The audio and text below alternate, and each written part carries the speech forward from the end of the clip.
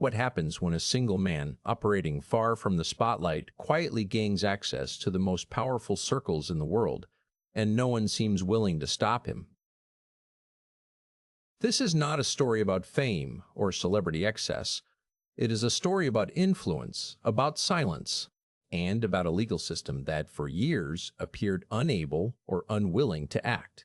If this type of deep investigative storytelling matters, viewers are encouraged to like this video and subscribe to the channel Hollywood Unseen.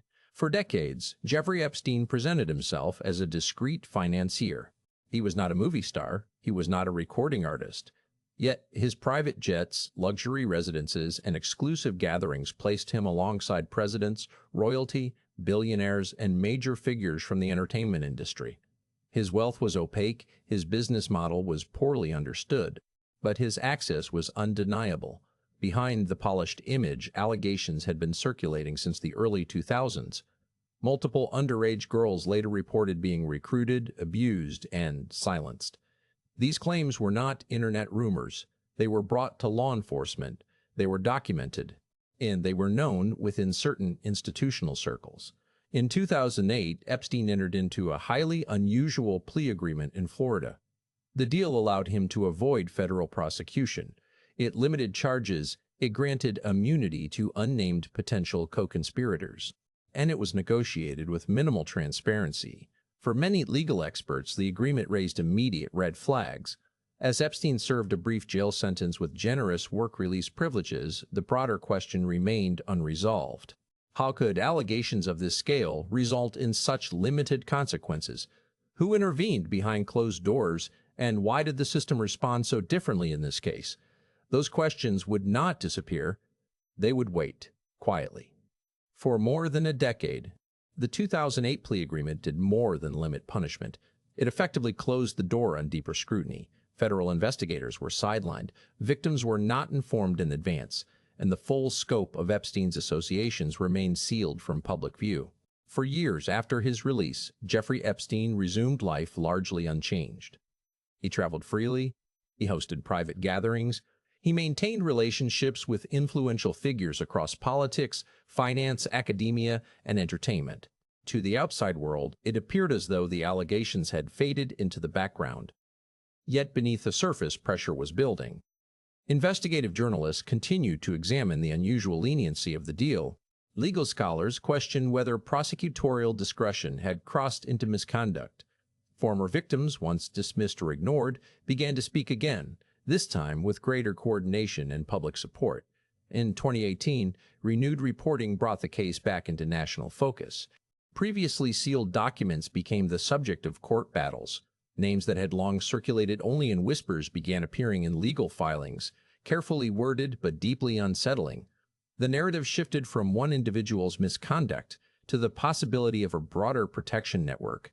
In July 2019, federal authorities arrested Epstein on new charges of sex trafficking minors. Unlike before, the case was brought by federal prosecutors in New York. Bail was denied. The charges carried the potential for decades in prison. For the first time, it appeared that the legal system was preparing to confront the case at full scale. But even then, uncertainty remained. The investigation extended beyond Epstein himself. Prosecutors made clear that the inquiry was ongoing. Observers noted that the implications could reach far beyond a single defendant. Then, only weeks after his arrest, Epstein was found dead in his jail cell. The official ruling was suicide. But the timing, combined with prior failures to monitor him, ignited immediate public skepticism. Questions multiplied faster than answers, and the case entered a new, far more complex phase. Epstein's death did not close the case. In many ways, it widened it. With the central defendant gone, the criminal proceedings against him ended abruptly.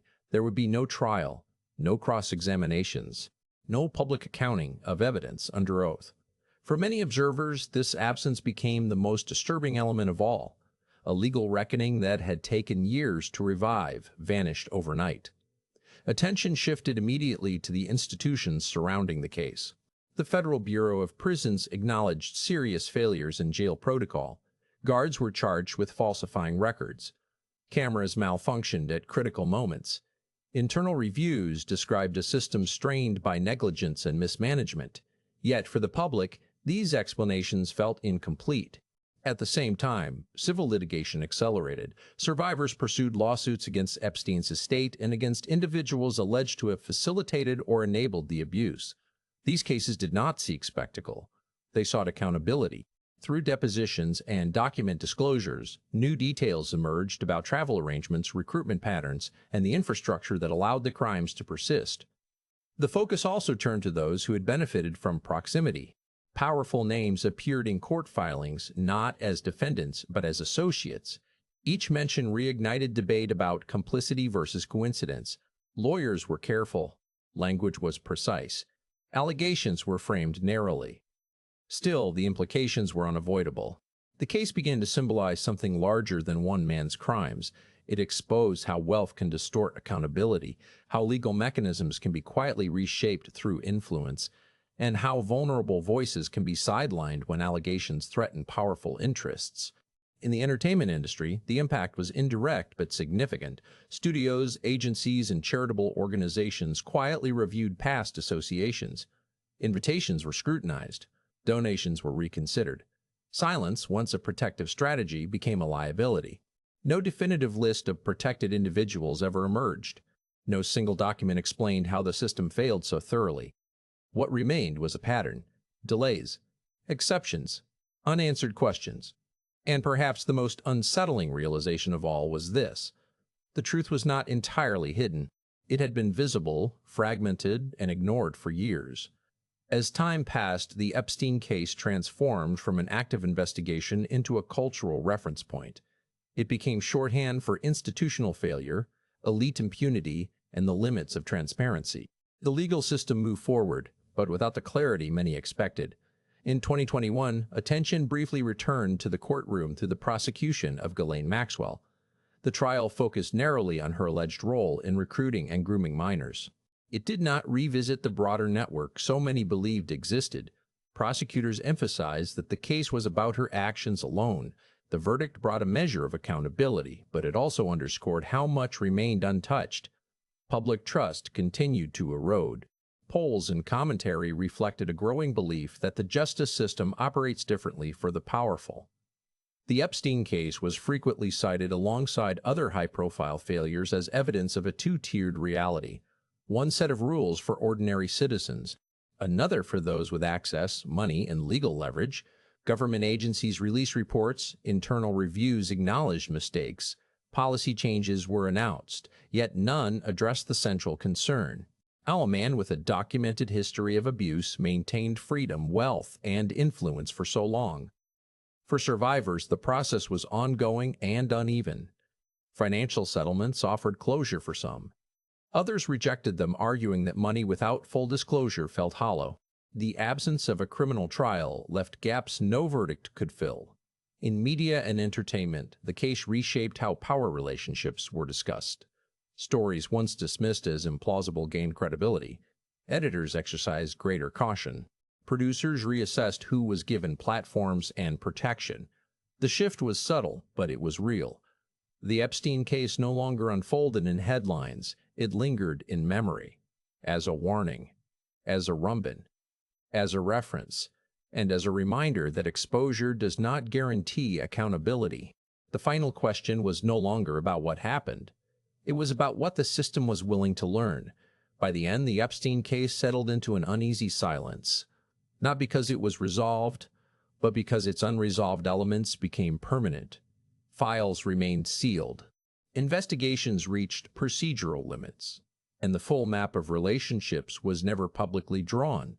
The conviction of Ghislaine Maxwell closed one legal chapter, but it did not answer the broader questions that had defined the story from the beginning.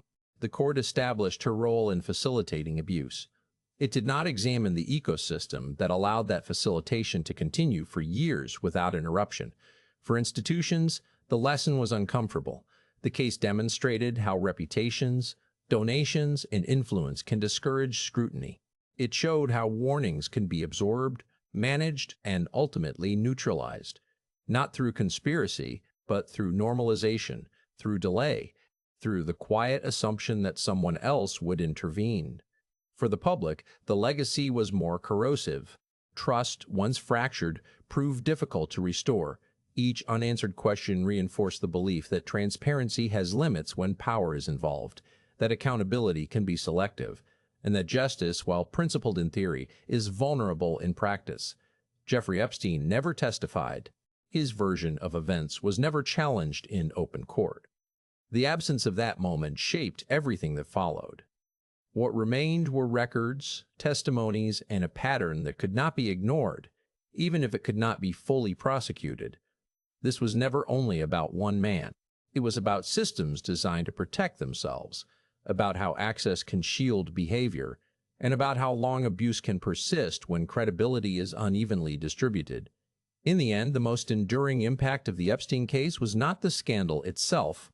It was the realization that visibility does not equal accountability, and that without sustained pressure, even the most disturbing truths can fade into unresolved history.